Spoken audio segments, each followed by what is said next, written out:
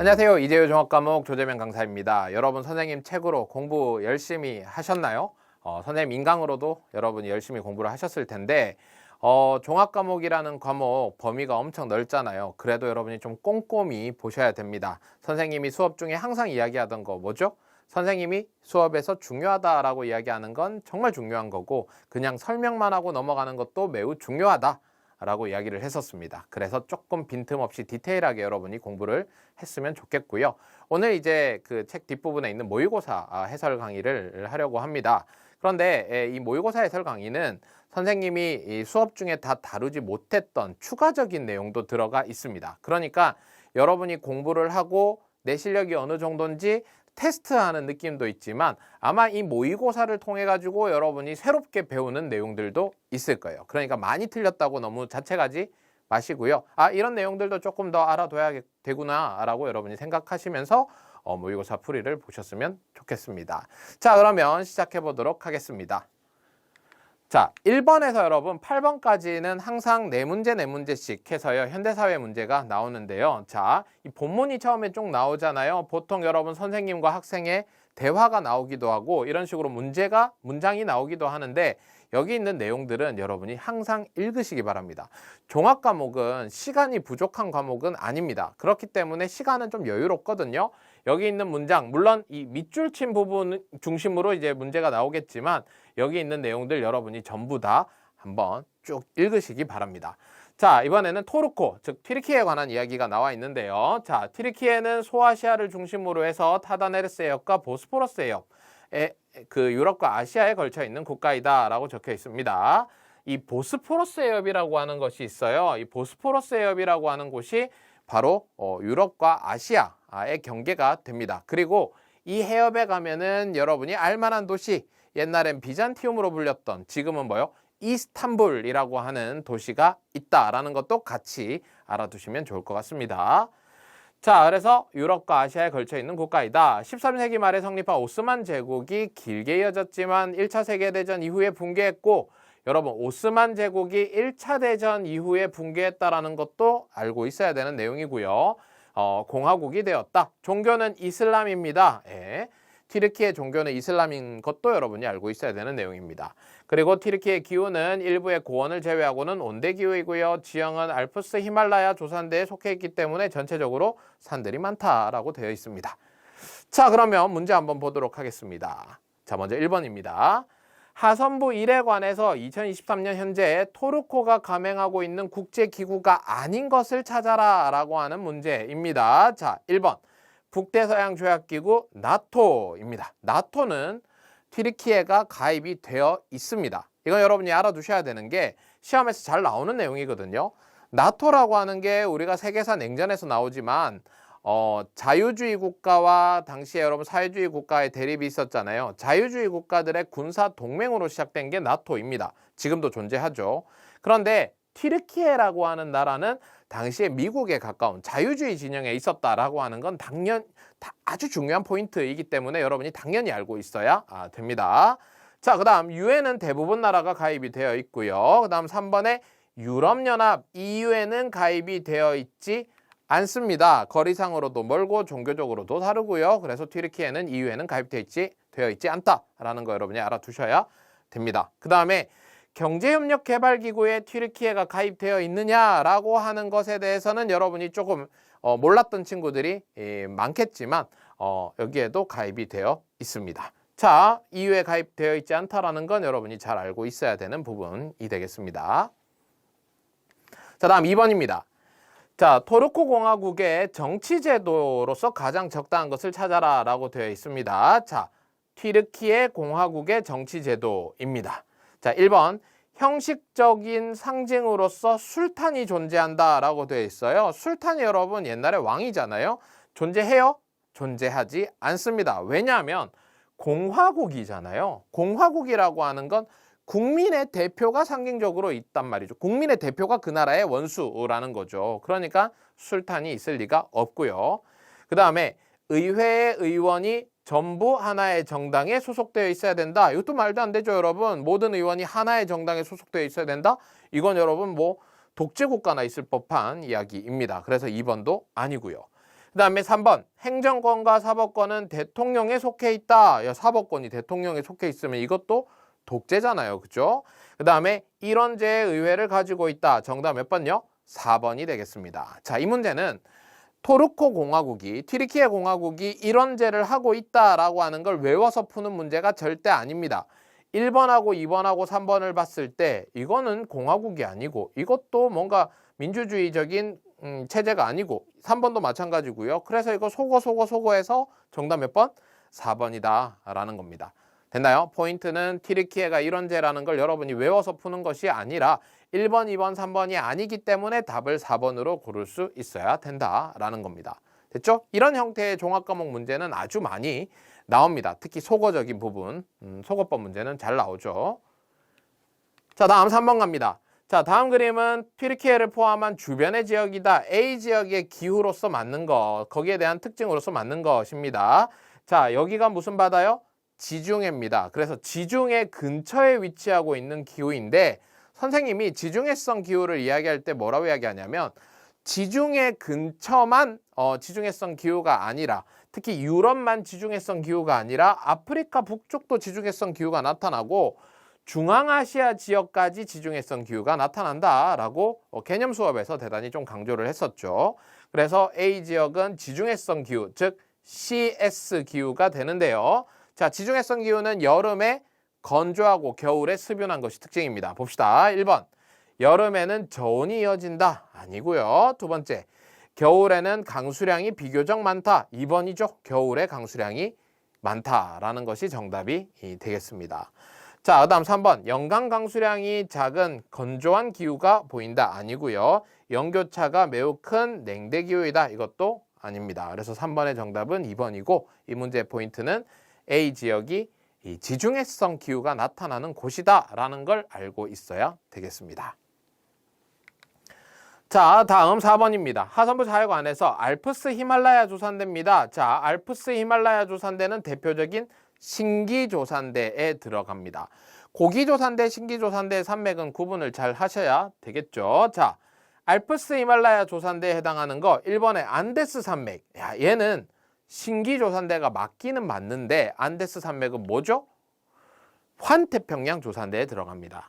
그 다음에 히다 산맥, 이거는 일본에 있는 산맥이거든요. 일본의 알프스라고 불리는 곳 있잖아요. 특히 북알프스에 있는 곳인데 요건 일본은 기본적으로 신기조산대죠. 그 다음에 피레네 산맥, 얘가 여러분 뭐예요? 신기조산대에 해당하면서 동시에 알프스 히말라야 조산대에 들어갑니다. 자, 피레네 산맥은 프랑스하고 스페인의 국경에 위치하고 있습니다. 그것도 같이 알아두시면 좋겠고요. 자, 그 다음에 에팔레치아 산맥은 고기조산대, 미국 동부에 위치하고 있는 산맥이었죠. 그래서 정답 몇 번이다?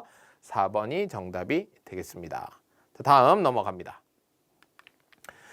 자, 5번부터 새로운 지문이 나왔어요. 한번 쭉 보도록 할게요. 자, 프랑스의 파리는 옛날부터 많은 회의가 열렸고 그 중에서 많은 조약이 맺어졌다. 1763년도에 7년 전쟁의 결과로서 영국과 프랑스, 스페인 사이에 맺어진 파리 조약을 시작해서 1898년도에 미국 스페인 전쟁 종결 때 맺어진 조약도 파리 조약이죠. 자, 그리고 근년에는 국제연합 기후변동 와꾸구미 조약구, 그 다음에 제약국 회의에서 온실효과 가스 배출 삭감에 관한 파리 협정이 맺어졌다라고 되어 있습니다. 자, 한번 보도록 합시다. 자, 먼저 하선부 1회관에서 프랑스의 정치제도입니다. 프랑스의 정치제도는 여러분이 당연히 알고 있어야 되고요. 시험에서도 아주 잘 나옵니다. 1번 볼게요. 자, 대통령은 의회에 의해서 선출되고 의회와 밀접한 관계를 가지고 있다라고 되어 있는데, 자, 프랑스의 대통령은 국민이 직접 선거로 선출합니다. 그 정도는 여러분이 알고 있어야 되고요. 자, 그 다음 두 번째, 대통령은 수상을 임명한데 대립하는 정당으로부터 선출하는 경우도 있다라고 되어 있어요. 자, 프랑스는 대통령도 있고 수상도 있습니다. 그래서 프랑스의 정치제도를 반대통령제라고 이야기를 하는데 그 수상을 누가 뽑아요? 대통령이 뽑는 구조로 되어 있습니다. 그래서 대통령의 권력이 더 크다라고 이야기를 하는 거죠. 됐나요? 더 크다라고 이야기를 합니다. 자, 그리고 대통령이 수상을 임명할 때 다른 정당에서 선출하는 경우도 있죠. 예를 들어 대통령이 A당이지만 다른 대립하는 정당 B당 사람을 수상 자리에 앉히기도 합니다. 자, 그래서 같이 A당과 B당이 국정을 운영하는 형태가 나타나는데 이걸 코하비타시옹이라고 이야기를 하죠. 그래서 정답 몇 번이다? 2번이 정답이 되겠습니다. 됐습니까? 그다음에 3번 대통령을 두지 않고 틀렸네요. 4번 대통령과 수상 양쪽 다 의회가 선출하는 구조도 틀렸습니다. 그래서 5번의 정답은 2번이 정답이 되겠습니다. 자, 6번입니다. 자, 하선부 이에 관해서 7년 전쟁의 결과 유럽의 국가들이 재정난에 빠지게 된다. 그리고 그게 다른 어떤 일의 원인이 된다. 그 일어난 사건으로서 가장 적당한 것을 찾아라 라고 되어 있습니다. 자, 7년 전쟁 때문에 재정난 빠진 나라가 대표적인 나라가 영국이죠. 그래서 영국은 자기 나라한테만 그 본국에서만 식민지를 세금을 거두려고 하니까 세금이 부족하자 저 멀리 식민지에서도 세금을 거두려고 합니다. 그러자 그 식민지가 뭐 하려고 해요? 독립하겠다 들고 일어나죠. 그게 뭐예요? 바로 미국 독립전쟁이 됩니다. 따라서 정답 몇 번이다? 1번이 정답이 되겠습니다. 됐나요? 6번의 정답은 1번입니다. 7년 전쟁의 결과 영국이 재정난에 빠지고 식민지에게 이제 과세를 강화하자 거기에서 독립운동이 일어나면서 일어난 게 미국 독립전쟁이다 라고 여러분이 알아두셔야겠죠. 자, 다음 7번입니다. 자, 하선부 3에 관해서 1898년도 발발한 미국 스페인 전쟁의 결과 미국으로 할양된 지역으로서 가장 적당한 것입니다. 이것도 뭐 시험에서 아주 잘 나오는 테마인데 미서전쟁은 미국의 제국주의 시대 때 일어난 대표적인 전쟁이고 맥키니 대통령 때 일어난 사건입니다. 미서전쟁은 쿠바의 독립을 미국이 도와주면서 이제 스페인하고 대리로 전쟁을 했는데 이 전쟁에서 미국이 승리하면서 할양받았던 지역이 대표적으로 푸에르토리코, 그 다음에 필리핀, 괌 3개입니다. 여러분이 반드시 알아두셔야 되고요. 그래서 정답은 몇 번이다? 3번이 정답이 되겠습니다. 자, 1번의 하와이는 미서전쟁과 같은 해에 같은 해에 미국이 그 지역을 획득해서 옵니다. 그것도 여러분이 미서전쟁과 연관해서 같이 알아두셔야겠습니다. 하와이를 병합한 것은 미서전쟁과 같은 해에 있었던 사건이다 라는 것도 추가로 알아두면 좋겠네요. 자, 다음 8번입니다. 2015년에 체결된 파리협정의 내용입니다. 원래 여러분 이게 지구온난화 문제를 막기 위해서 온실효과 가스를 감축하는 건데 97년도에 교토의정서에서 한번 있었잖아요. 온실효과 가스를 감축하는 게. 근데 교토의정서는 선진국을 중심으로 하고 있었고 미국이 불참했다라는 역사를 가지고 있었습니다. 자, 그래서 교토의정서가 끝나고 나서 그 다음 어떻게 할 것인가 를 정하기 위해 가지고 나온 게 바로 파리협정이다. 근데 이 파리협정은 선진국뿐만 아니라 개발도상국도 의무가 부과가 되었고 그 다음에 미국이라는 나라는 파리협정에서 중간에 탈퇴를 했다가 다시 가입을 하기도 했었습니다. 그런 경위를 여러분이 알고 있어야겠죠. 자, 1번 97년도에 교토의정서가 파기된 것을 계기로 행해진 합의이다. 틀렸고요. 교토의정서는 여러분 2012년도에 끝났고요. 그 다음에 2번 미국은 이 협정을 주도하고 아니죠. 미국은 중간에 탈퇴도 했었어. 심지어 파리협정에서. 그죠?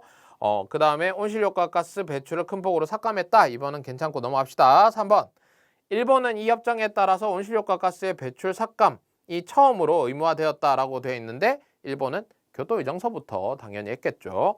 자, 다음 4번 선진국뿐만 아니라 도상국까지 개발도상국까지 포함한 전체 유엔 가맹국이 참가한 합의이다. 4번이 정답이 되겠습니다. 파리협정은 선진국뿐만 아니라 개발도상국에게도 삭감 의무가 부과된 협정입니다. 그거 여러분이 알아두셔야겠죠. 자, 다음 9번으로 넘어가겠습니다. 9번부터는 일반적으로 경제 문제가 나오고요. 수요 공급 곡선 문제가 아주 잘 나오죠. 자, 9번도 수요 공급 곡선에 대한 내용입니다. 자, 어떤 재화에 있어서 시장 전체의 공급 곡선 및 수요 곡선이 다음과 같이 있다. 이 재화의 가격이 상승하는 요인으로서 가장 적당한 것은 무엇인가 라고 되어 있습니다. 자, 가격이 상승한다는 건 지금 세로축이 가격이잖아요. 요게 올라간다는 뜻인데 실제 여러분 이 균형점에서의 가격을 균형 가격이라고 하는 거잖아. 이 균형 가격이 위로 올라가는 거 언제냐 라는 거죠. 균형 가격이 위로 올라간다는 것은 수요 곡선이 이렇게 올라가서 여기로 가거나 그죠? 또는 공급 곡선이 왼쪽으로 이동해서 여기로 가거나 하면은 가격이 더 올라가게 됩니다. 자, 수요 곡선이 오른쪽으로 올라간다라는 것을 위로 간다, 오른쪽 위로 간다는 것은 수요가 증가했다라는 것을 이야기하고, 공급 곡선이 왼쪽으로 이동하는 것은 공급이 감소하는 걸 이야기하죠. 그러니까 가격이 상승하는 건 수요가 늘어나거나 또는 공급이 줄어드는 것, 그 경우에만 이제 가격이 상승하는 겁니다. 자, 그 요인으로서 가장 적당한 걸 찾아라 라는 거죠. 한번 봅시다. 1번부터요. 자, 1번입니다. 재화의 생산 기술 발전에 따라서 생산 공정이 효율화되었다라고 되어 있습니다. 자, 생산 기술이 발전해서 생산 공정이 효율화가 됐다는 것은 무슨 말이에요? 공급이 증가했다라는 뜻입니다. 공급이 증가하면은 공급 곡선이 오른쪽으로 가죠. 그러면 가격은 더 내려가게 될 겁니다. 자, 그 다음에 2번. 재화의 원재료의 공급이 풍부하게 되었다. 자, 원재료의 공급이 풍부해졌다는 것은 공급이 더 늘어난다라는 뜻이죠. 그러면 공급 곡선이 똑같이 오른쪽으로 가게 될 겁니다. 자, 그 다음 재화의 인기가 올라서 모방품이 증가했다라고 되어 있습니다. 자, 재화의 인기가 많아져서 모방품이 증가했다라는 건 수요가 증가했다라고도 볼 수 있지만 반대로 모방품이 증가했다라는 것은 이 모방품 때문에 수요가 크게 늘어나지 않았다, 늘지 않는다라고도 볼 수가 있죠. 그러니까 3번은 무조건 수요가 늘어났다라고는 볼 수가 없는 문장이 될 거고요. 그 다음에 4번. 재화에 대해서 소비자의 평판이 높아졌다라고 하면 그 재화의 인기가 많아지니까 수요가 늘어나겠죠. 그래서 정답은 몇 번이 된다? 4번이 정답이 되겠습니다. 그래서 이 문제는 3번에서 여러분 함정 하나 판 겁니다. 예? 재화의 인기가 많아졌네? 그러면은 수요가 늘어난 거야? 수요가 늘어났다는 건 가격 오르겠지라고 생각하지만 뒤에 문장이 뭐예요? 모방품이 증가했다라고 하는 것은 수요가 늘어났다라고는 볼 수가 없는 거죠. 그 재화는요. 됐나요? 예. 그래서 정답되는 것은 몇 번이다? 4번이 정답이 되겠습니다. 됐나요? 수요 공급에 대한 이해는 여러분이 정확하게 해두실 필요가 있겠네요. 자, 다음 10번입니다. 자, A, B에 들어가는 말 다음과 같이 이제 한번 찾아서 넣어봅시다. 자, A가 지금 보니까 보기가 경제학자네요. 콘드라체프, 그 다음에 슌페터 이런 사람들이 지금 나와 있는데 A는 신제품, 신생산 기술, 그 다음에 판매 방법, 그 다음에 생산 조직의 개선 등 옛날 것, 오래된 것 대신에 경제를 자극하는 것으로, 새로운 것으로 이제 경제를 자극하는 거죠. 경제 발전이 가능하다. 라고 했다. 다시 말해 경제 발전의 주체를 B다라고 주장을 했다라는 거죠. 그러나 이러한 것은 정기적으로 발생하는 것이 아니기 때문에 경기 변동이 일어난다라고 했다라는 겁니다. 자, 그래서 A를 여러분 보니까 지금 뭐예요? 옛 것을 새로운 것으로 바꾸는 거죠. 그걸로 여러분 경제를 자극한다라는 건데 이게 뭐예요?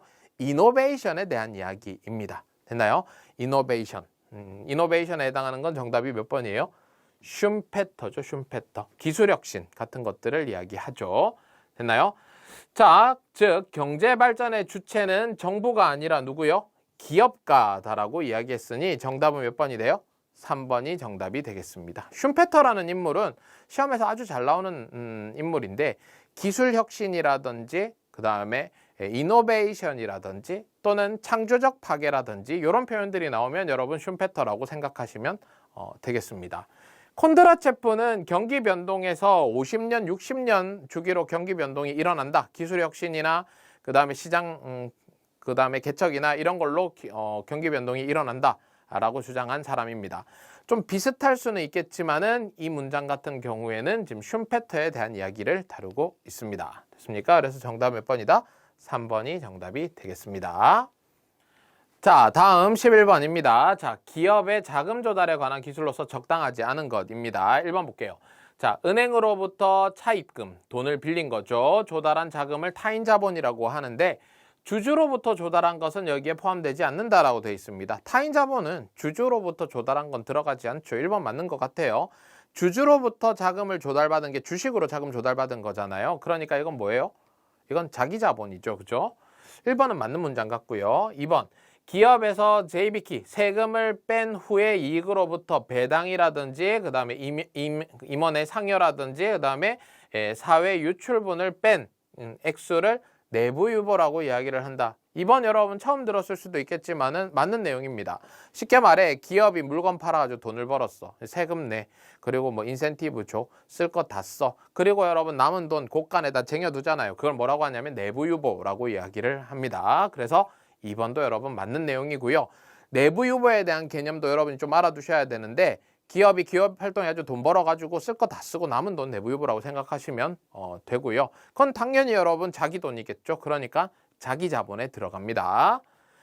자, 다음 3번. 자기 자본에는 기업 경영 활동으로부터 획득한 이익의 유보액도 포함된다라고 돼 있는데 이게 여러분 금방 선생님이 설명했던 거예요. 내부 유보는 뭐라고요? 자기 자본이라 이야기했잖아요. 자기 돈이죠, 그죠? 그래서 거기에 포함되는 거 맞습니다. 그래서 3번도 맞는 문장이 되겠네요. 자, 4번입니다.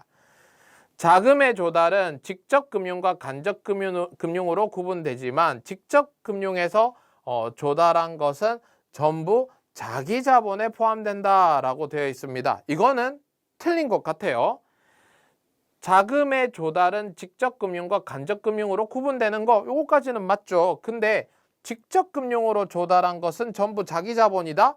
직접 금융이라는 건 주식 발행해 가지고 조달할 수도 있고 또는 회사채를 발행해서 조달할 수도 있는데 회사채를 발행해서 조달한 건 쉽게 말하면 빌려온 거잖아요. 이건 갚아야 돼, 안 갚아야 돼? 갚아야 돼요. 회사채로 여러분 조달받은 건 이건 지 돈이에요? 아니죠. 남 돈이죠. 그러니까 그거는 타인 자본에 들어가게 됩니다. 그래서 직접 금융으로 조달한 것은 전부 자기 자본이 아니라 회사채 같은 경우는 타인 자본에 들어간다라는 거니까 4번 문장이 틀린 것 같아요. 그래서 정답은 4번이네요. 역시요. 네, 11번의 정답 4번이 되겠습니다. 다음 넘어갑니다. 자, 12번입니다. 자, 불황기 때 행하는 공개시장 조작 그리고 그 영향을 나타내고 있는 것이다 라고 되어 있습니다. 자, 공개시장 조작은 여러분 잘 이해를 하셔야 된다. 이 중앙은행이 하는 금융정책이 3가지가 있었잖아요. 공개시장 조작이 있었고 지급준비율 조작이 있었고 그리고 금리 조절이 있었습니다.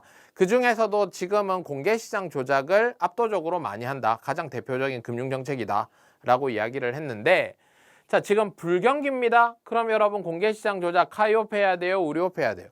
불경기면 통화량을 늘려야 되잖아요. 그래서 어떻게 해야 돼요? 중앙은행은 사서 돈을 풀어야 됩니다. 국채나 어음 같은 걸 사가지고 돈을 뭐 해야 되는 거야? 팔아야 돼요. 수표 같은 걸 사서 돈을 풀어야 되죠. 예, 유가증권을 사서 돈을 풀어야 되니까 카이오페레이션을 해야 됩니다. 됐나요? 카이오페레이션을 해야 됩니다. 그럼 카이오페를 하면은 그만큼 자금이 시중은행에 많이 풀리게 되고요. 시중은행의 자금이 좀 여유로워지니까 민간 기업이나 민간 사람들한테 빌려줄 때 자금이 여유 있으니까 어떻게 해요? 이자 좀 낮춰가지고 빌려줄 수도 있는 거죠. 그러면 금리는 어떻게 돼요? 시중금리는 떨어지게 되는 겁니다. 되나요? 그래서 카이오페를 하면은 금리는 어떻게 돼요? 하락하게 되는 거죠. 그러면 돈을 빌리는 사람들이 늘어나니까 카시다시는 뭐 하게 됩니까? 증가하게 되면서 그죠? 시중의 통화량도 늘어나게 되겠죠. 따라서 정답 몇 번이다? 2번이 정답이 되겠습니다. 12번 문제 여러분 틀리면 안 되는 우리가 개념에서 아주 중요하게 공부했던 부분입니다. 됐습니까?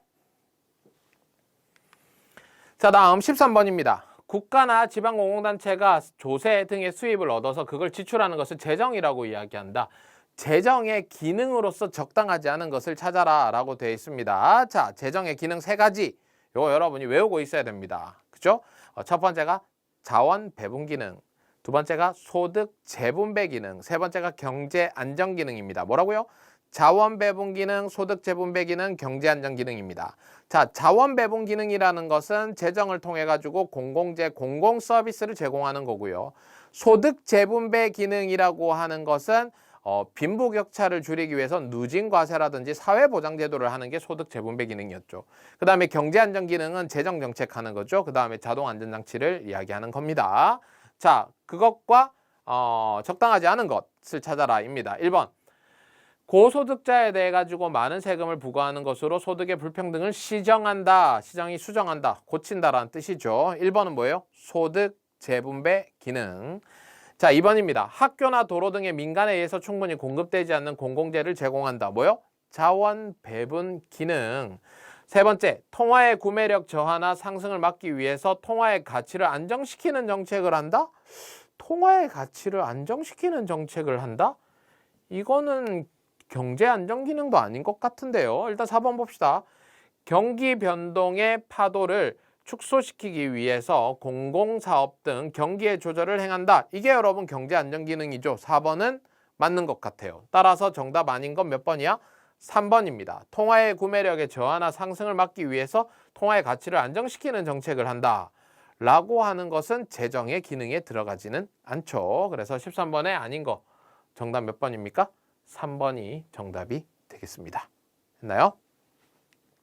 자, 다음 14번 가도록 하겠습니다. 자, 이번에는 국민부담률에 대해서 보도록 할게요. 우리가 수업 시간에 조세부담률과 사회보장부담률에 대해서 공부를 했어요. 조세부담률이라는 것은 국민소득분에 얼마나 사람들이 세금을 많이 내는가, 조세 총액을 나타내는 거고, 사회보장부담률이라는 것은 국민소득분의 사회보험의 총액으로 계산하는 게 사회보장부담률이었습니다. 자, 조세부담률이 높은 나라는 전체적으로 북유럽 국가나 영국이 높았고요. 그 다음에 상대적으로 사회보장부담률이 높은 나라는 프랑스나 독일 같은 나라들이 좀 높은 편이었죠. 그리고 그걸 합쳐서 국민부담률이라고 이야기를 했는데, 자, 미국 같은 경우는 둘 다 낮았죠. 조세부담률과 그다음에 사회보장부담률이 낮았고, 일본 같은 경우에는 유럽에 비해서는 낮지만 미국에 비해서는 높은 편이었습니다. 그래서 지금 이 문제에서는 이제 일본을 찾아라 라고 되어 있는데, 자, 보시면은 지금 둘 다 낮은 A가 뭐겠어요? 그렇죠. 미국이 되는 거고요. 그 다음에 여기 높은 나라는 유럽이 되겠죠. C가 여러분 프랑스인 것 같고요. B가 영국인 것 같고요. 그래서 일본을 찾아라 라고 하면은 그 중간 정도에 위치하고 있는 뭐요? D가 될 것 같습니다. 그래서 일본에 해당하는 거 찾아봅시다. 정답은 4번 D가 되겠습니다. 이렇게 정리할게요. 자, 다음 15번으로 넘어가겠습니다.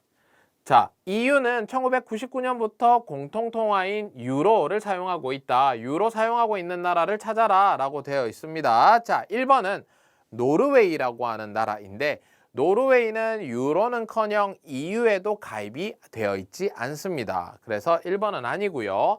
자, 2번은 덴마크입니다. 자, 덴마크는 유로를 사용하지 않는 대표적인 나라입니다. 유로를 사용하지 않는 나라, 스웨덴마크라고 했었죠. 그죠? 그래서 스웨덴하고 덴마크인데, 덴마크는 유로를 사용하지 않습니다. 그 다음에 3번은 스위스인데, 스위스는 여러분 가입이 안 되어 있으니까 당연히 쓸 일이 없고요. 정답은 4번의 핀란드가 정답이 되겠습니다. 예, 여기 똑같이 V가 체크. 네, 4번이 정답이 되겠습니다. 다음 넘어갑니다. 자, 16번입니다. 기초적 재정 수지, 프라이머리 바란스라고 하는 개념이 있습니다. 자, 사회보장이나 공공사업 등 행정 서비스를 제공하기 위한 경비를 세수 등으로 얼마나 조달할 수 있는가를 나타내는 지표이다. 프라이머리 바란스의 적자 상태를 축소시키는 것으로서 가장 적당한 것은 무엇인가 라는 겁니다.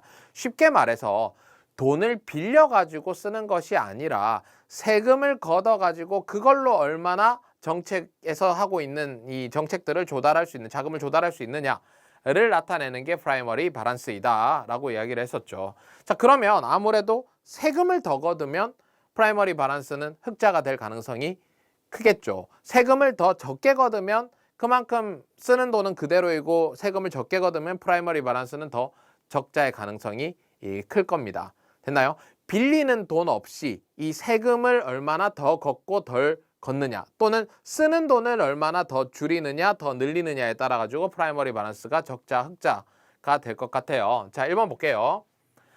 자, 소비세를 증세해서 세수의 수입을 늘린다 라고 하는 건데, 자, 프라이머리 바란스 뭐라고요? 세수 등으로 얼마나 조달할 수 있는가를 나타내는 지표이니까, 세수, 즉 세금 수입을 더 늘리면 프라이머리 바란스는 아마 흑자가 될 가능성이 더 크겠죠. 또는 적자가 더 줄게 될 것 같습니다. 그래서 정답은 1번 같은데요.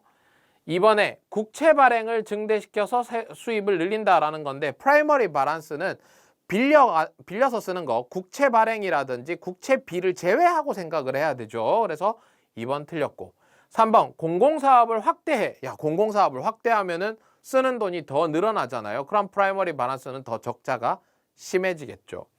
그 다음에 국채비의 금액을 줄이기 위해서 이자 지불 등을 억제한다라고 되어 있는데 이 국채비 같은 것도 제외를 해야 된다라고 이야기했어요. 그래서 정답되는 것은 1번이 정답이 되겠습니다. 그래서 16번의 정답은 1번 이렇게 보고 넘어가면 될 것 같네요.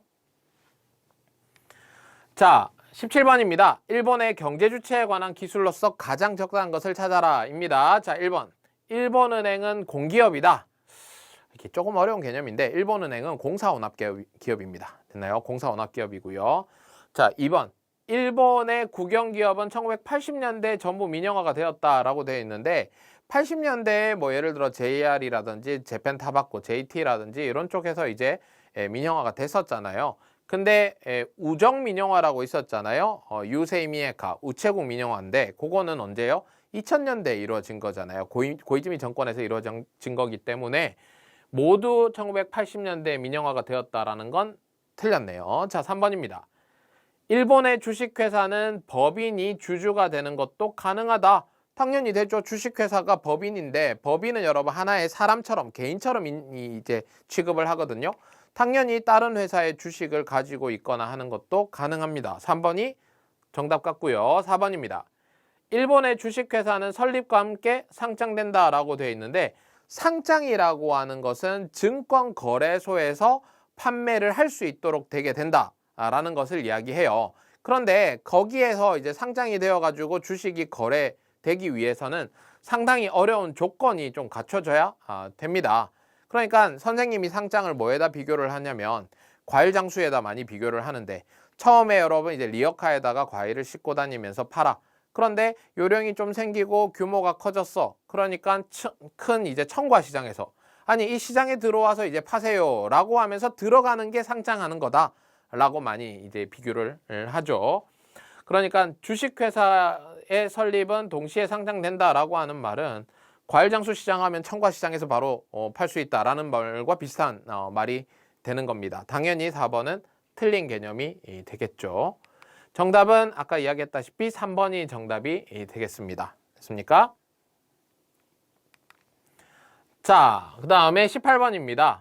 노동자의 권리 향상을 목적으로 1837년에서 영국에서 전개되어서 노동사회 계급으로의 선거권 부여를 요구한 운동은 무엇인가 라고 되어 있어요. 이거는 3번의 차티스트 운동입니다.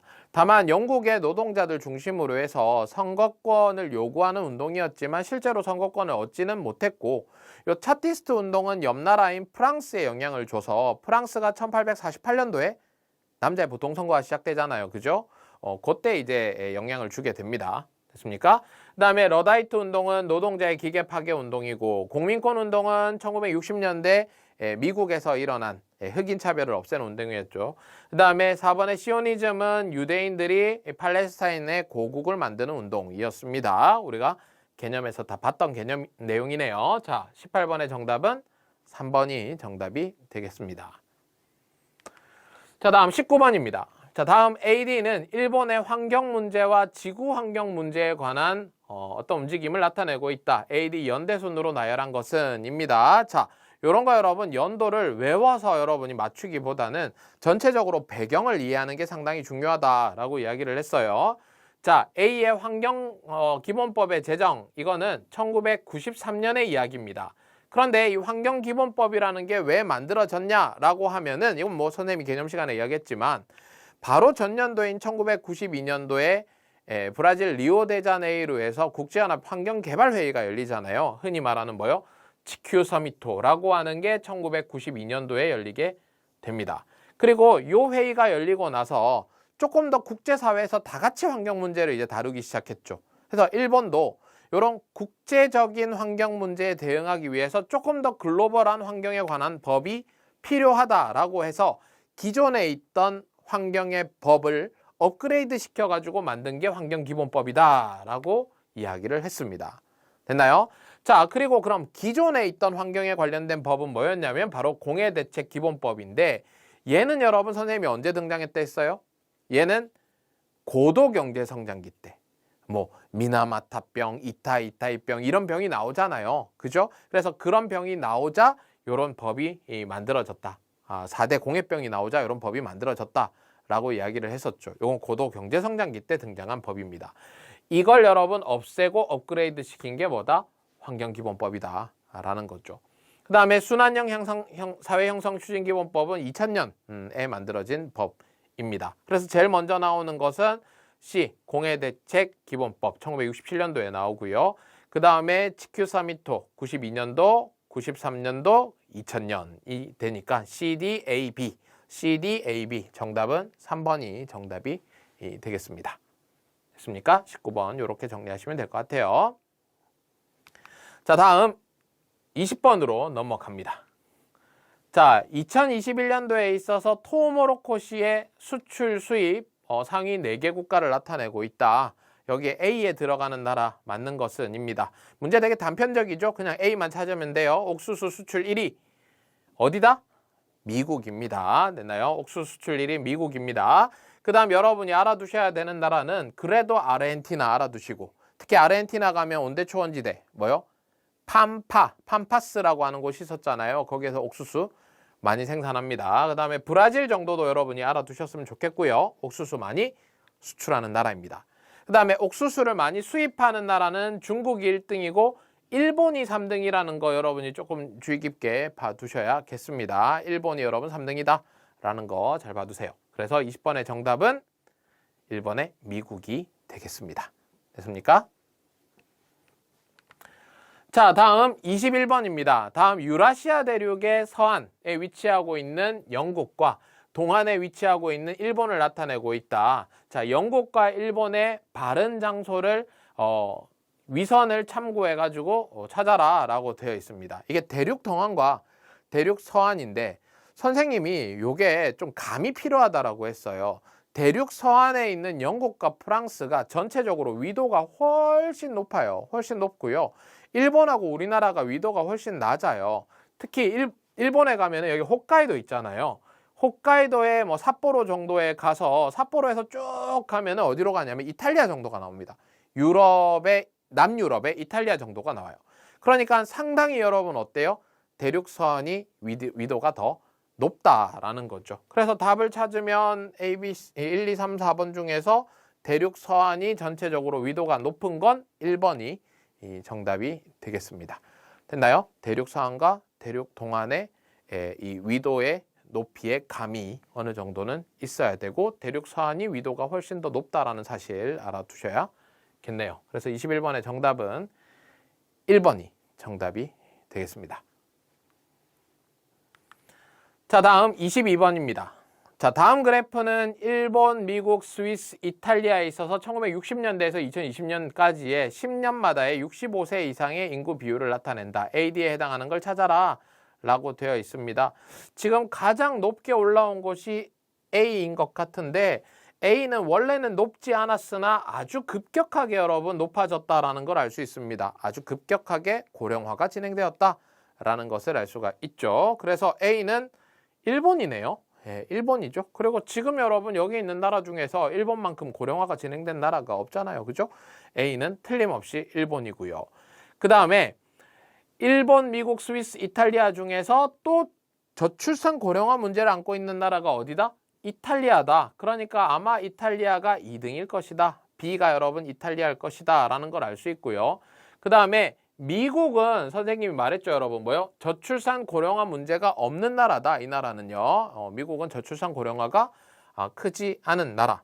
그런 문제가 크지 않은 나라다라고 이야기를 했습니다. 따라서 D가 뭐겠어요? 미국이 되겠죠. 그래서 A가 일본, 그다음에 B가 이탈리아, 그다음에 D가 미국이 될 겁니다. 정답은 2번이 정답이 되겠습니다. 됐나요? 자, 미국이 저출산 고령화가 심하지 않다는 건 포인트라고 했어요. 됐나요?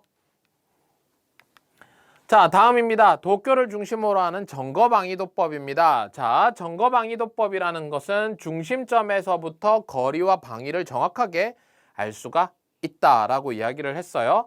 그래서 샌프란시스코가 대충 여러분 미국 서부인데 이렇게 가야지, 그지? 북동쪽으로 가야 샌프란시스코가 나온다라고 이야기를 했고, 영국 같은 경우에는 가려면 어디로 가야 돼요? 여기니까요, 여기니까. 북북서쪽으로 가야 영국의 런던이 나온다라고 이야기를 했었습니다. 개념 시간에 이렇게 설명을 했었고요. 자, 그 다음 A지점, 여기네요. A지점이라고 하는 것은 동쪽으로 쭉 가야 됩니다. 그리고 동쪽으로 가는 거리가 상당히 멀어요. 예? 거리와 방위가 정확하니까 방위는 이쪽이니까 동쪽인 것 같고요. 그리고 거리상으로도 보면은 런던보다 훨씬 더 멉니다. 미국보다도 훨씬 더 멀죠. 거의 뭐 일본에서 가장 먼 지역이 지구 반대편에 가까운 지역이 되지 않을까라는 생각이 들어요. 자, 그러면 A, 일본이랑 가장 멀리 떨어져 있는 곳에 동쪽에 있는 도시는 어딜까요? 샌프란시스코, 뉴욕, 부에노스아이레스, 브라질리아. 정답은요, 3번의 부에노스아이레스가 되겠습니다. 뉴욕 같은 경우에는 대략 여러분 선생님 생각에는 여기쯤에 있을 것 같거든요. 여기쯤에요. 그러니까 여기가 뉴욕일 것 같아요. 네. 됐습니까? 23번의 정답은 3번이 정답이 되겠네요. 자, 다음 24번입니다. 자원과 에너지에 관한 내용입니다. 가장 적당한 거 찾아라 라고 돼 있는데 봅시다. 자, 1번. 석탄은 산출하는 지역의 카타요리, 이게 편제성이죠. 좀 어느 지역에 좀 편제되어 있다, 치중되어 있다는 거죠. 비교적 적기 때문에 공급이 안정성이 높다. 석탄은 편제성이 낮기 때문에 공급의 안정성이 높다. 1번이 맞는 것 같은데요. 그러니까 자원이 많이 어느 지역에 몰려 있으면 그걸 편제성이 크다라고 이야기를 하는데, 석유 같은 경우가 대표적으로 그런 케이스이고요. 석탄 같은 경우에는 이쪽 저쪽에서 조금 더 여러분 잘 나잖아요. 그러니까 비교적 공급의 안정성이 높죠. 1번이 정답 같다라는 생각이 듭니다. 자, 2번입니다. 석유는 매장량이 많은 지역이 세계 각지에 분산해 있기 때문에 소비국의 에너지 정책의 안정을 가져온다라고 되어 있는데 아니죠. 석유야말로 매장되어 있는 곳이 되게 어느 지역에 집중되어 있기 때문에 훨씬 더 리스크가 큰 거죠. 리스크가 커요. 소비국의 에너지 정책에 영향을 많이 줍니다. 그 나라가 또는 그 지역에서 어떤 문제가 터지면은 큰 이제 경제적 위기를 겪거나 하기 때문에요. 자, 2번은 틀린 것 같고요. 3번. 천연가스는 셰일가스의 생산의 증가로부터 근년 러시아가 제일 생산국이 되었다라고 되어 있는데, 셰일가스, 셰일오일 이런 걸로 여러분 공급을 엄청나게 늘린 대표적인 나라는 미국입니다. 그래서 이거는 미국이 들어가야 맞는 내용이고요. 3번도 틀렸고요. 4번입니다. 프랑스랑 이탈리아는 이산화탄소의 배출량을 삭감하는 수단으로서 원자력을 적극적으로 이용하고 있다. 이탈리아는 대표적인 탈원전 국가입니다. 그래서 이탈리아가 빠지면 여러분 사실 뭐 맞는 말이긴 한데 이탈리아가 들어가 있기 때문에 4번도 틀렸습니다. 그래서 정답은 몇 번이요? 1번이 정답이 되겠습니다. 24번의 정답은 1번입니다. 자, 다음 넘어가겠습니다. 자, 석탄의 수출 상위 4개 국가를 나타내고 있다. 미국, 인도네시아, 오스트레일리아, 러시아를 나타내고 있습니다. 자, 이 문제의 포인트는 석탄의 수출입니다. 원래 여러분 전통적으로 석탄 수출을 많이 했던 나라는 오스트레일리아입니다. 오스트레일리아. 그런데 최근에 석탄의 수출을 급격하게 늘려온 나라가 있다라고 이야기했었죠. 그 나라가 어디요? 바로 인도네시아입니다. 따라서 이 표에 보면은 지금 A가 최근에 여러분 수출을 아주 크게 늘려왔잖아요. 따라서 A가 인도네시아라는 걸 알 수가 있고, 전통적으로 원래 높았지만 인도네시아한테 역전당했죠. B가 뭐예요? 바로 오스트레일리아라는 것을 알 수 있습니다. 그래서 이 문제 같은 경우는 지금 오스트레일리아 찾아라 라고 되어 있으니 답은 2번의 B가 정답이 되겠습니다. 됐습니까? 자, 다음 넘어갑시다. 자, 일본국 헌법에 규정되어 있는 신체의 자유와 가장 관계가 없는 것을 찾아라 라고 되어 있습니다. 자, 신체의 자유는 시험에서 여러분 대단히 잘 나오죠. 자, 1번 주거의 불가침, 이건 신체의 자유 맞습니다. 그죠? 그 다음에 거주 이전의 자유. 야, 거주 이전의 자유는 신체의 자유가 아니라요. 이건 뭐예요? 경제의 자유에 들어갑니다. 따라서 적당하지 않은 것은 2번이 정답이 되겠고요. 3번 노예적 구속 및 노역으로부터의 자유, 이것도 맞고요. 묵비권의 보장, 이것도 신체의 자유를 위해 가지고 존재하는 제도가 맞습니다. 따라서 26번에 관계가 없는 것은 2번 거주 이전의 자유는 경제의 자유에 들어간다 라는 거 알아두시기 바랍니다. 자, 다음 27번입니다. 자, 영국 사람은 자유롭다라고 생각하지만 그거는 큰 착각이다. 그들이 자유로운 것은 의원을 선거로 뽑을 때만이고, 의원이 뽑히고 나자마자 영국 사람들은 노예가 되어서 제로가 되어버린다. 야, 되게 살벌한 이야기를 했는데, 이런 이야기를 주장하면서 대의 정치를 비판하고, 야, 대의 정치라는 건 대표자를 뽑고 대표자가 통치하는 간접민주 정치잖아요. 그걸 비판했대요. 그리고 일반 의사에 의한 공동체를 만들어야 된다라고 주장한 사람은 누구냐라고 되어 있습니다. 자, 간접민주 정치 대의제를 비판하고 일반 의사라고 하는 건 뭐냐면 개개인의 이기심과 욕심을 내려놓은 것을 일반 의사라고 합니다. 됐나요? 개인의 욕심을 내려놓은 생각인 겁니다. 즉 공동체를 위한 생각인 거죠. 그걸 바탕으로 해서 직접 민주주의를 해야 된다라고 주장한 사람은 바로 누구요? 장-자르크 루소. 2번이 정답이 되겠습니다. 1번에 홉스도 여러분 알고요. 3번에 몽테스큐, 상권분립 알죠? 그 다음에 막스 베버도 여러분 잘 알 겁니다. 관료제라든지 지배에 대한 이야기도 했었죠. 그래서 27번의 정답은 2번이 정답이 되겠습니다. 됐나요? 일반 의사가 나오면은 루소라고 생각하시면 되고요. 일반 의사는 또는 일반 의지라고도 이야기합니다. 입반 이시라고도 이야기하고, 네, 이렇게 알아두시면 되겠습니다. 자, 그 다음 28번입니다. 지방공공단체의 수입은 자주재원과 의존재원으로 구분이 된다. 자, 1번은 근년 자주재원의 비율이 낮은 것으로부터 사말자치라고 하는데 자주재원의 예로서 가장 적당한 걸 찾아라 라고 되어 있습니다. 자주재원입니다. 1번 지방채, 이건 빌려오는 거잖아요. 그러니까 뭐예요? 의존재원입니다. 그 다음에 2번 국고지출금, 이거 중앙정부로부터 받아오는 거잖아요. 이거 의존하는 거죠. 의존재원이죠. 그 다음에 지방세, 스스로 여러분 지방자치가 걷는 거니까 얘가 뭐예요? 자주재원이 되겠습니다. 됐습니까? 네, 그래서 3번이 정답이 되겠네요. 28번은 3번이 되겠습니다. 됐습니까? 그 다음에 지방교부세, 교부금 이런 것도 대표적인 의존재원에 들어갑니다. 됐나요? 다음 넘어갈게요. 29번입니다. 일본의 공직선거법에 관한 기술로서 가장 적당한 것입니다. 공직선거법 1번. 공직선거법에 따르면 유권자가 중간선거인을 뽑고 그 중간선거인이 수상을 선출한다고 적혀 있다라고 되어 있는데 아니죠. 수상은 여러분 의원들이 뽑는 거고요. 그죠? 중간선거인, 유권자가 중간선거인을 뽑고 중간선거인이 누군가를 뽑는 이 제도는 미국의 대통령 제도죠. 미국의 대통령 제도가 유권자가 대통령 선거인을 뽑고 그 대통령 선거인이 중간 선거인이죠. 이 사람들이 대통령을 뽑는 구조로 되어 있죠. 그죠? 예. 2번 공직선거법에 따르면 중의원 소선거구의 정당 공인의 후보자가 비례대표 명부에도 등록할 수 있다라고 명시되어 있다라고 되어 있는데 요거 여러분 흔히 말하는 뭐죠? 중복 입후보 제도입니다. 소선거구에도 나갈 수 있고 비례대표에도 나갈 수 있습니다. 소선거구에 떨어져도 비례대표에서 부활 당선을 할 수 있죠. 물론 여러분 그거는 무조건 당선되는 건 아니라 석패율이라고 하는 걸 따져야 되지만요. 그래서 2번은 맞는 것 같은데요. 지금요. 3번입니다. 공직선거법에 따르면 중의원에 출마한 적이 있는 후보자는 참의원에 출마하는 것이 금지되어 있다. 틀렸고요. 요거 여러분 출마할 수 있겠죠.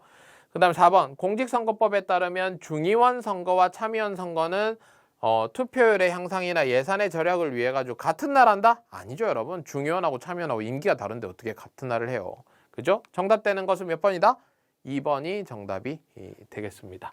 29번의 정답은 2번입니다. 기본적으로 정치 파트는 사실 시험에서 여러분이 틀릴 만한 내용이 많지 않습니다. 경제도 그렇고요.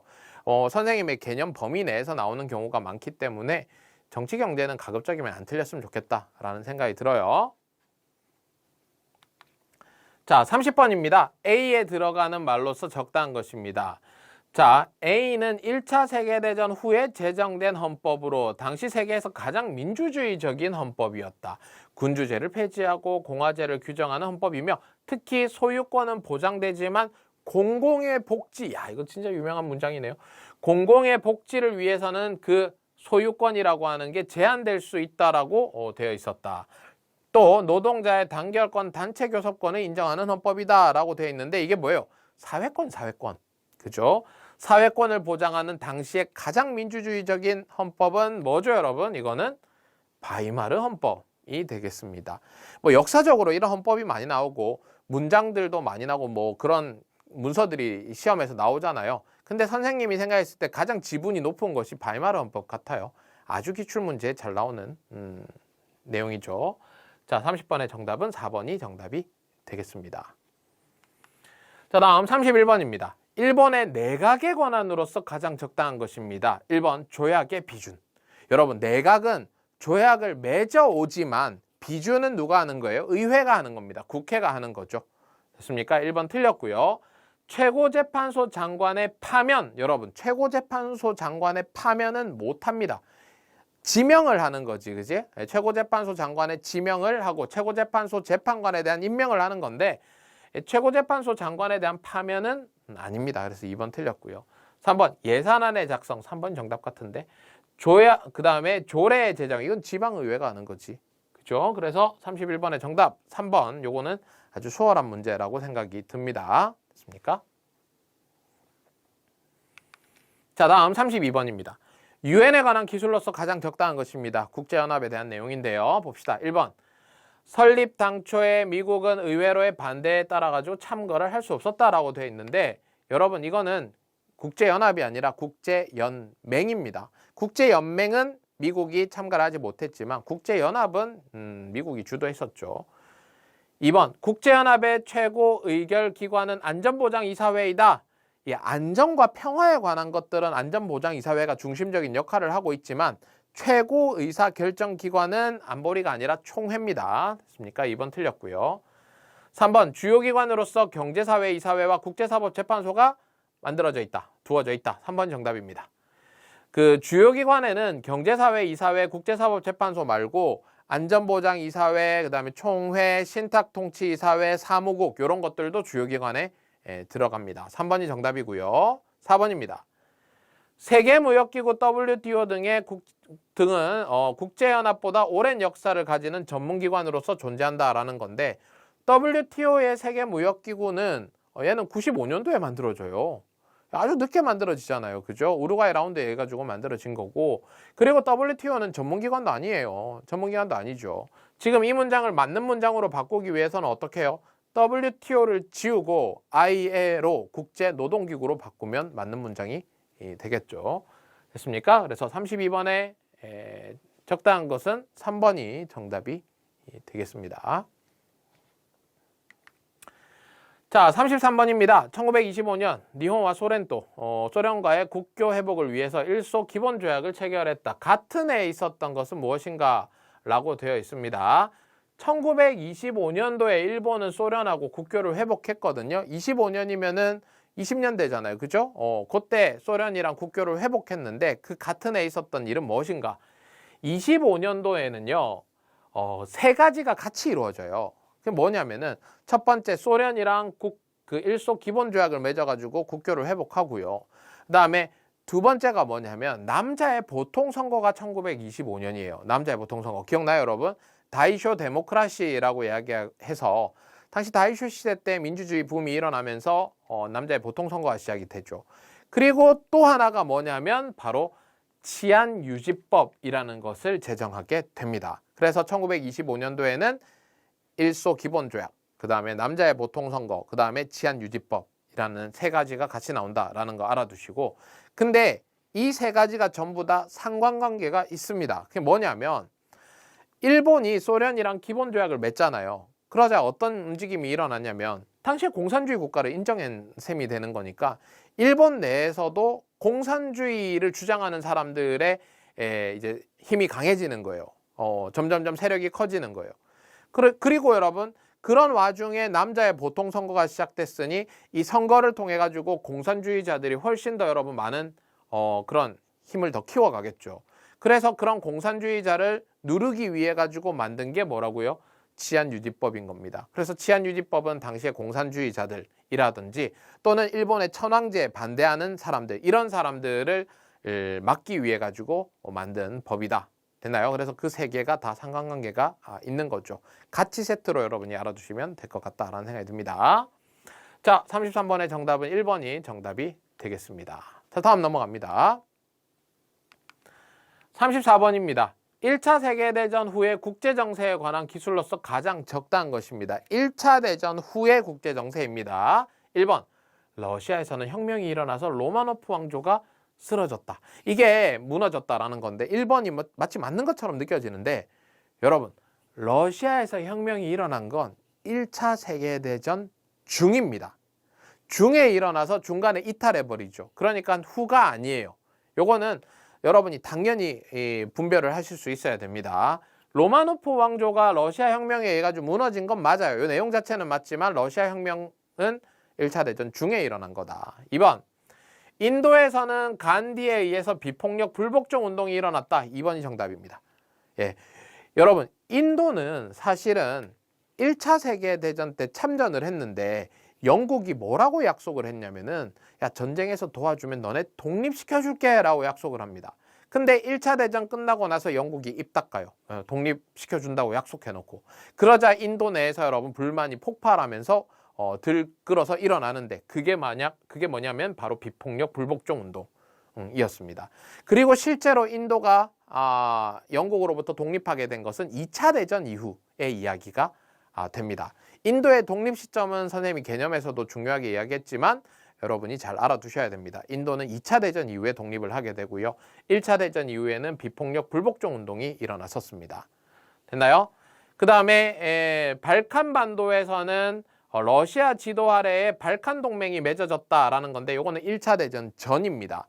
이 러시아가 발칸 동맹을 만드는 데 주도를 하는데 러시아가 발칸반도로 스물스물 내려와요. 뭐라고 이야기하면서 야 발칸반도에 있는 나라 너네 슬라브 우리도 슬라브 같은 슬라브끼리 뭉치자. 이게 뭐예요? 범슬라브라고 하는 거거든요. 그래서 요거는 1차 대전 이전에 러시아가 슬라브 뭉치자라고 하는 범슬라브를 외칠 때 이런 여러분 이제 그 일들이 일어났었습니다. 됐나요? 그래서 러시아가 주도해서 발칸 동맹이 1차 대전 이전에 만들어졌고요.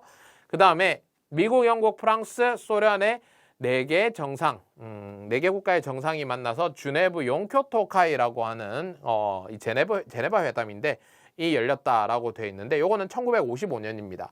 이 1955년도에 열린 거고 당시에 여러분 냉전이잖아요. 미국과 소련이 엄청나게 대립하는 시기잖아요. 그죠? 그래서 이 회담에 의해 가지고 조금 분위기가 평화 공존의 방향으로 가게 됩니다. 1955년도는 제3세계 아시아 아프리카 회의가 열리는 시기거든요. 제3세계 세력이 엄청나게 크게 떠오르는 시기이고요. 이 제3세계가 떠오르게 되자 미국하고 소련이 거기에 압박을 받습니다. 야 너네 그만 싸우고 너네 좀 평화롭게 지내 라는 거죠. 그래서 요 회담이 열려가지고 평화 공존의 움직임으로 가게 됩니다. 사실은 뭐 그렇다고 해서 요 회담에서 뭐 정해진 게 뭐 있지는 않아요. 실효성 있는 것이 정해지진 않지만 당시에 평화 공존의 분위기가 형성이 됐었던 적이 있습니다. 요 제네바 용교토카이라고 이야기하거든요. 카이단이라고 이야기하는데 55년도에 있었던 일입니다. 자, 34번에 그래서 1차 대전 이후에 있었던 일 2번이 정답이 되겠습니다. 35번입니다. 1953년 소련의 스탈린의 죽음은 동유럽에 큰 영향을 미쳤다. 어떤 영향을 미쳤냐라고 되어 있는데 1번 체코슬라바키아에서는 비로드 혁명, 벨벳 혁명이죠.